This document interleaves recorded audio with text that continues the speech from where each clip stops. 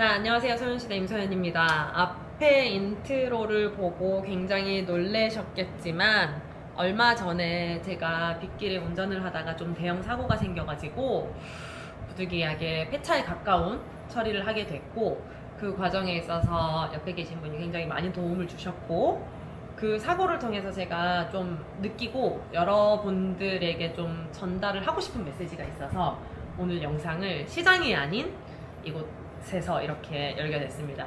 소개는 직접 한번. 반갑습니다. 네, 저는 여기 신호정비라고 신호정비 유튜브도 하고 있는 자동차 판금도색을 보험차 수리 이렇게 사고 난 분들 도와드리는 일을 하고 있는 정동장 대표고 봉 대표라고 합니다. 네, 봉 대표님 반갑습니다. 반갑습니다. 예. 사실은 우리가 운전을 하면서 대표님 같은 분들을 안 만나는 게 베스트예요. 제가 맨날 얘기합니다. 저 보면 안 좋은 거라고. 그러니까 저도 항상 전화할 때마다 또 전화하게 됐어요 이렇게 이야기를 했잖아요. 이제 어떤 사고가 났는지 영상을 보면서 우리 대표님하고 이 사고에 대해서 조금 이야기를 한번 해보도록 할게요. 그리고 이후에 처치를 어떻게 했는지, 결과가 어떻게 났는지 한번 보도록 하겠습니다. 자, 일단은 비가 엄청 많이 오긴 하죠. 이제 2차선에서 앞에 터널이 보이네요. 네, 터널이 보이는데 실선이 보이는데 여기에서 갑자기 그냥 돌아요. 갑자기 돌아요. 제 기억으로는 터널에 들어가서 돌았던 걸로 기억을 하는데, 저는 이 영상을 보고 처음 안 거예요. 들어가기 전에 돌고 뒤로 쭉 후진을 했다. 근데 저는 이걸 보면서 뒤에 있는 사람 진짜 얼마나 놀랬겠는지.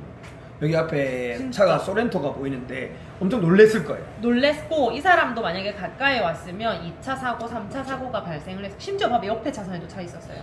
근데 이거 보면 소연 씨가 나도 이게 운이 없는 차가 있는 게, 소연 씨도 봐도 옆에도 차도 그렇고 비가 너무 많이 왔기 때문에 사람들이 다 과속을 안 했어요. 대부분 이게 그냥 그래봐야 뭐 80km 옆에 차도 정속 주행을 했고, 맞아요. 소연 씨도 뭐 엄청나게 큰 과속을 한 것도 아닌 것처럼 보여요. 근데 차가 그냥 갑자기 돌아. 그럼 엄청나게 세게 간 것도 아니야. 난 진짜 이 순간에서 생각나는 건 밖에 없어요. 그러니까 도는 순간 브레이크 핸들 뭘 어떻게 해야 되겠다 순간 생각 아무것도 없고 이게 뭐지, 나 꿈을 꾸나? 그러니까 이랬는데 뒤로 이렇게 가고 있더라고요. 그래서 어쨌든 이렇게 사고가 난 상황에서 아침 이때가 7시 10분이었고, 그래서 저는 일단은 지금 터널이기 때문에 일단은 경찰에 전화를 해서 여차저차한 상황이니 도로 통제를 좀 부탁드릴 수 있을까요? 라고 했더니 오시겠다라고 이야기를 했고, 그 전에 터널 CCTV를 보고 있던 이 터널 관리 측에서 먼저 레카가 왔어요. 그래서 뒤에 차량을 막아주셨고, 이후에 112, 119가 도착을 했고, 그 다음에 차량 정리를 하고 저기까지 날아간 번호판을 주워와서 이제 대표님한테 8시에 전화를 했죠. 우는 거 아니죠? 울 뻔했었어요. 아침 8시 진짜 한 10분쯤 전에 했을걸요? 대표님 진짜 죄송한데요 이렇게 시작을 항상 맨날 그러니까. 물어봐. 근데 심지어 이거 사고 나기 전에 얼마 한 달 전에 한 달 안 됐어. 뭐였지? 교차로에서 옆에서 나 밀고 간 거. 희한하게 전화를 워낙 많이 오니까 아침 8시 왔길래 분명히 뭔지 생긴 줄 알았어. 근데 사진을 내가 달랬잖아요. 사진 보니까 차가 별로 괜찮았어요. 왜냐면 사진이 그냥 벽에 붙어 있는 그냥 사진이었으니까 차가. 근데 이렇게 거꾸로 보고 있는지 몰랐지. 아, 그게 정방향인 줄 알았어. 정방향인 줄 알았지. 그래서 그냥 옆에 좀 봐야겠구나 생각했지. 근데 이게 역방향이네. 그러니까. 몰랐지. 그래서 일단 차를 일단 견인을 해라. 그래서 내가는 제가 괜찮았어. 그때 대표님한테 전화드렸던 첫 번째 이유는 이 상황에서 어떻게 해야 될지를 전혀 감이 안 오는 거죠. 일단 이 터널에선 차는 빨리 빼내야 되는데 우리 지역도 아니었고. 뭐 드세요? 이거 보리차. 목말라. 내가 그때 생각하니까 둘, 셋! 서양시대. 그러니까 터널에서 일단 차를 빼내야 되는데 부산 지역이 아니었고, 그럼 이 차를 빼서 어떻게 해야 되는지 제가 여러 번 사고가 나면서 꼭 만들고 싶은 컨텐츠가 사고 났을 때 남편한테 전화하지 마세요 였거든. 그러고 야 차 괜찮나? 아니 그러니까 어쩌노? 빨리 보험 불러라. 맞지. 어찌됐노? 이거밖에 사실은 남편분들도 전문가가 아니라서 당연하죠. 못 해준단 말이에요. 왜냐면 그 당장 차를 빼야 되는데 빼서 마산에서 차를 어디다 갖다 놔야 될지, 그 이후에 내가 어떻게 해야 될지 전혀 감이 안 오는 거지. 그래서 대표님한테 전화를 했더니 그냥 일반 사설 레카가 오면 태우면 절대 안 돼. 왜냐면 거기들은 태워갖고 옆에 조금만 옮겨줘도 막 몇십만 원씩 부르거든. 일단 나눠라. 무조건 보험 레카를 부르겠다. 당연히 저는 이게 수리가 될 줄 알고 일단은 우리 쪽으로 와라. 그래봐야 부산에 근처니까 레카를 부를 수 있는 기준이 있는데요. 장저 보험 드실 때 팁입니다. 10kg 무료 들지 말고 보통 60kg나 100kg 무료를 드셔야 됩니다. 1,000원, 2,000원밖에 안 해요. 얼마 안 돼요. 네. 60kg에서 100kg만 해도 부산 경남권에서 수령하면 정비 공장이 제대로 된 지방에는 없어요. 그래서 어떻게든 도시의 큰 공장으로 들고 맞아요. 올 수 있는 여건이 되니까 전기차는 아예 100kg가 기본값이더라고요. 왜냐면 이게 방전될 거를 그 대비를 해가지고 100kg 레카가 기본이어서 일단은 대표님한테 전화를 했더니 인근에 그쪽으로 가서 거기에서 다시 불러서 그거를 해라. 근데 제가 해보니까 처음에 끌고 갔던 레카가 그대로 연결을 해주는 게 아니고 첫 번째 레카의 업무는 여기까지. 맞아요. 그리고 다시 보험회사에 전화를 해서 여차저차해서 부산에 있는 어디로 갈 건데 수배를 해달라. 근데 전기차니까 어부바 차를 끌고 와야 되니까 그렇게 해서 다시 수배를 해서 이렇게 부산까지 끌고 왔죠. 그래서 그러니까 우리 공장으로 안 하고 처음부터 이제 JH 모터스라고 협력업체가 있어요. 이제 경정비나 이런 쪽에 전문이 있어요. 그래서 차가 안 움직인다 그래서 소연 씨 거 사진을 봤을 때는 그냥 앞에만 살짝 그냥 범버 정도만 기스 난 줄 알고. 맞아요. 그래서 그냥 뭐 괜찮다. 그래서 그냥 뭐 수리하면 되지래 생각했는데 자차 없다는 말에 자차를 가입 안 하셨다는 말에 내가 진짜 너무 자차가 왜 없는지 나중에 이야기해 드릴게요. 그래서 그냥 일단 수리하자 했는데 실제로 이제 들어보니 겉은 크게 상관이 없었는데 안에 에어백이 다 터졌고 그리고 하체 들어봤더니 바퀴를 조용하는 것들이 완전 다 나갔어. 자, 요 지금 이제 보실 영상이 그래서 이제 차를 처음 받아서 올렸을 때 이제 영상을 보내주셨는데 사실은 저는 이 영상을 안 봤어요. 그때 대표님이 이 영상과 함께 충격적입니다. 이렇게 텍스트를 보내줬는데 대충 안 봐도 어떤 내용인지 알 것 같아서 너무 좀 볼 자신이 없어서 못 봤는데 요거 보면서 다시 설명 좀 해주세요. 어떻게 된 건가요? 와 여기 밑에 보이죠? 일단은 이런 것들이 있고 이 동그라미 보이죠? 이게 너덜너덜 되면 안 돼요. 차체에 붙어 있어야 되는데 앞에 양쪽 다 그리고 바퀴가 차체에 붙어 있죠. 그리고 문도 안 열리고 문이 뒤로 붙어 있죠. 문이 뒤로 문이 뒷문하고 붙어 밀려가지고. 있었잖아요. 문이 뒷문하고 붙어 있잖아요. 그리고 휠 아, 뒤에 다 휠도 깨졌어. 깨졌어. 나 얼마나 슬퍼지. 진짜 감도 안 와, 진짜. 너무 애정이 많은 차인데. 진짜. 최초에 이겼어요. 유리도 깨지고. 유리가 갈수록 더 깨지더라고요. 앞유리가. 왜냐면 조금씩 와 이거 봐라 여기 뒤에 앞에는 타이어도 없다. 타이어가 없다 이미. 근데 이게 사실 영상을 블랙박스 영상을 봤을 때는 이 정도까지인 줄 몰랐어요. 밖으로 봤을 때. 근데 이제 이게 생각보다 너무 처참했어요. 그래서 내가 느낀 게 사실 이 정도 한 바퀴 정도 돌았는데 차가 내구성이 안 좋은가 싶을 정도로까지 생각을 했어. 근데 뭐 그 정도는 아니겠지만 그만큼 이게 차가 빗길에 돌면 그만큼 진짜 위험하구나를 내가 많이 느꼈어요. 이게 밑으로만 충격을 받았기 때문에 제가 많이 다치지 않고 멀쩡했죠. 그죠? 왜냐면 그 요즘의 터널들은 연석이 높아요. 여기까지 올라오잖아요. 위험하니까 그 위로 다니라고. 근데 그 옛날 터널이어가지고 딱 보도블럭까지 오는 그 연석이었고 그래서 차가 돌면서 바퀴만 쳤으니 그러니까 사실은 저도 그 생각을 했거든요. 연석이 여기까지 왔으면 제 옆을 그대로 쳤으면 진짜 아팠겠다. 많은 분들이 그 얘기를 물어보시더라고요. 그래서 소연씨 몸이 괜찮아요? 괜찮더라. 에어백 다 터졌던데. 에어백 다 터지고 그냥 여기에 그 허벅지에 그 안전벨트 이렇게 쓸린 그렇지. 정도 이렇게 남고 꽉 조으니까. 꽉 조으니까 그 정도 남았고 통증은 그렇게 남지 않았던 게 밑에서 충격을 받으면서 차가 다 부서지고 그리고 진짜 다행인 거는 불 안 붙었고 전기차 때문에 맞아. 그게 불 안 붙었고 짐 다 뗐고요. 진짜 차만 온리 부서진 거예요. 개박살. 여기서 내가 한마디 해주고 싶은 게 그거였어. 세게 박았잖아요. 그날에 오전에 차 받고 나서 오후에 일하러 갔죠. 일하러 갔죠. 보통 이렇게 사고가 나잖아요. 저기는 혼자서 박은 거는 괜찮은데 가해자들이 이걸 박잖아요.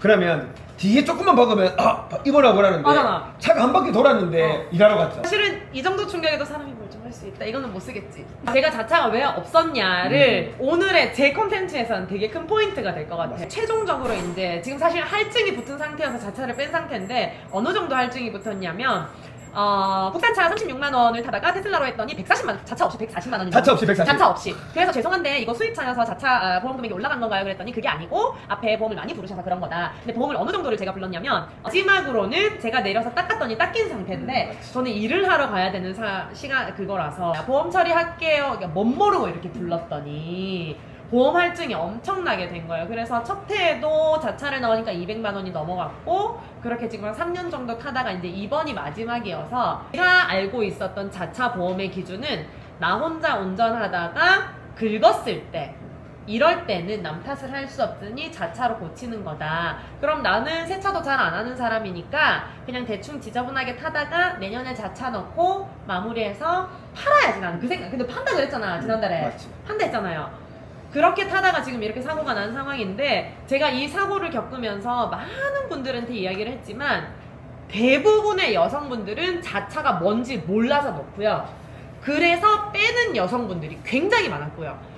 대부분의 남성분들은 제일 지금 마음에 담았던 말이 몇십만 원 때문에 인생이 달라진다라는 이야기를 많이 했어요. 근데 거기서 저는 제일 포인트가 전손이라는 개념을 모르는 게 가장 큰 게 아닌가. 그러니까 혼자 운전하다가 부서지고 상대방이랑 운전하다가 찌그러져서 그거는 찌그러져 타고 다니면 되지. 맞지. 뭐 무슨 상관이야. 폐차를 해야 되는 경우에는 이제 그거를 저는 처음 안 거예요. 자차가 있으면 이 차값을 보험회사가 준다? 그러면 여기에서 현실보다 더 아쉬운 경우가 뭐냐면 내가 그냥 차를 그냥 세워놨어요. 근데 한 번씩 비 많이 오죠. 갑자기 차가 침수가 돼요. 침수가 되면 차를 못 쓰잖아요. 네. 그러면 자차가 들어가 있으면 난 아무것도 안 했어. 자기는 사고 났지만 자차가 들어가 있으면 비로 인해서 물이 잠겼어. 침수차 이야기를 하지만 그것을 보험회사에서 배상해 줄 거라고 생각하지 않는 분들이 더 많지 않을까요? 못하는 더 많죠. 차! 소연 씨는 그나마 사고가 났지. 그래, 내가 했으니까 괜찮아. 그래, 주차를 그냥 해놨어. 근데 천재지변으로 인해서 그냥 비가 와가지고 있겠지? 물이 잠겼어. 차가 주차장이면 주차장 배상 책임보험이 있지만 대부분 안 되는 경우도 많아요. 아파트 주차장이다. 세워놨는데 아파트에 잘못이 있으면 해주겠지만 근데 그것도 아파트가 다 잠겼잖아요. 그럼 대부분 보면 아파트에서 다 물어줄 수가 없어요. 그렇지. 그래서 소송도 하고 많이 하는데 자, 예를 들면 제가 그때 최근에 사실은 차를 팔아보겠다고 알아봤을 때가 제 차가 2,500만 원이었거든요. 사실 그 뒤에 디테일하게 나오니까 한 2,800까지 가긴 하더라고요. 근데 2,500이었어. 그럼 내가 그때 사고가 났어. 내가 이걸 자차가 들어서 전손 처리를 했어. 그럼 난 2,500을 받고 할부가 한 1,500만 원 정도 남았으니까 그거 털고 나머지로 새 차를 살 수 있었던 거야. 그러나 그러지 못했고 남은 할부를 다 갚았고 맞지? 저는 10년 23만 킬로 된 집에 있는 오래된 차를 지금 운행을 하고 있어요. 그래서 요새 수입차는 네. 라이트 하나에 앞에 헤드램프 하나에 기본적으로 테슬라도 150만 원, 200만 원, 300만 원입니다. 그러니까 뭐 잘못하다가 눈가리 하나 박을 수 있잖아요. 이 눈가리 박을 그러면 자차를 무조건 필수로 들어야 되는 그래 거야. 내 차 사이드미러 200만 하더라. 그래. 사이드미러 200만 원짜리 무슨 차죠? 포르쉐. 사이드미러 200만 하더라. 포르쉐는 자차 넣어야지. 테슬라도 넣어야지. 근데 이렇게 될 줄 몰랐지. 다들 저희 공장에 제 유튜브에 엄청 많이 있습니다. 사람들이 막 카푸어, 자차 보험 없는 수입 자술이 한 달에 한두 번씩 꼭 합니다. 근데 그분도 특징 뭔지 알아요? 소연 씨도 원래 자차 들었죠? 자차를 꼭 빼면 사고가 납니다. 아, 이게 이때까지 내가 그 앞에 많은 차를 타면서 한 번도 이렇게 사고가 난 적이 없지. 없었는데 아무튼 그래서 여러분 영상을 보시면서 자차를 넣지 그랬냐 여차저차해서 사고가 난 것이다라는 그런 추측성 댓글은 제가 바로바로 삭제해버립니다. 저에게 두 번 저 상처를 주시는 일은 자제해 주시고 이게 저는 이 사건을 통해서 어쨌든 여성분들이 이 보험에 대해서 되게 잘 모르는 거 그래서 자차를 잘 모르시면 최소한의 그 한도로라도 꼭 넣으셔라. 팁이 있어요. 네. 자차를 들 때도 100%로 드는 경우가 있고 만약에 차값이 1,000만 원짜리잖아요. 1,700만 원 정도만 넣어주세요. 이런 것도 있어요. 그러니까 그래도 조금이라도 들어놓으면 진짜 사실 소연 씨 같은 경우는 잘 없긴 합니다. 어쨌든 자기한테 안 맞는 차도 있는 것 같고 그리고 제가 꼭 강조하고 싶은 건 SNS가 됐든 유튜브가 됐든 운전을 하시는 분이라면 내가 좀 어딘가에는 걸쳐놓고 있을 수 있는 그 전문가분이 꼭 계셨으면 한다. 꼭 있어야 돼요. 우리는 특히 이렇게 다른 뭐 오프라인에서도 이렇게 모임이 있어서 잘 아는 사이가 되었지만은 운전을 하시는 분이 절대 이런 데미지가 없을 거라는 보장은 없거든요. 그래서 그냥 좋아요라도 자꾸 누르시고 팔로우라도 하시고 그래서 나중에 사고가 났을 때 죄송한데 저 인스타그램에서 봤는데 근데 이게 진짜 맞아요. 이게 남자분들은 원래 차에 관심이 많으니까 유튜브를 우리 거를 뭐 어떻게든 흘러라도 봐야 뭔지 알아. 점검도 할 줄도 알아. 볼 줄도 알아. 한 번씩 보지. 유튜브를 안 봐도 되지만 그래도 그러니까 이 유튜브를 보시는 분들은 알겠지만 그래도 적어도 그러니까 아시는 분 한 명, 눈탱이 안 칠 사람들은 안 있어가지고 네. 물어볼 사람이 있어야 돼. 그거 다르죠? 그냥 안녕하세요 차가 사고가 났는데요 이거랑 안녕하세요 유튜브 보고 전화드렸는데요. 아, 제가 목소리 다르게 나가죠.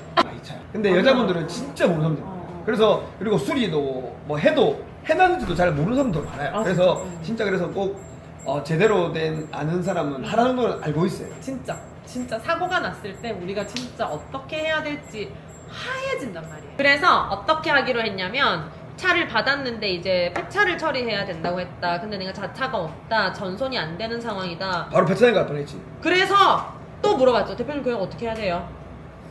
물어봤죠. 이것도 꿀팁이다 근데. 그래서 제가 이제 이거는 어떻게 할 수 없다. 배차장 가야 된다. 전손이라고 하면 어떻게 되냐면 보험사에서 가져가고 자기한테 돈을 주거든요. 근데 자차가 없으면 내가 알아서 해야 돼, 이 차를. 보험사가 그 차를 가지고 가서 알아서 맞아. 진행을 하는 거예요. 맞아. 소연 씨가 배차장에 갔잖아요. 그러면 배차장 없지 않아요? 예, 알겠습니다. 그러면 배차비 뭐 100만 원 정도 드릴게요 하고 자기 부품을 다 해가지고 뜯어가지고. 다 팔아. 그래가지고 100만 원 배차를 받아가지고 500만 원, 600만 원으로 파는 거지. 내가 알아줘가지고 차를 이제 부품집에 겉에 부품을 팔 수 있는 부품집에 넘겨가지고 배차 비용보다 그래도 몇 배 정도는 더 받고 팔 수 있게 그랬죠.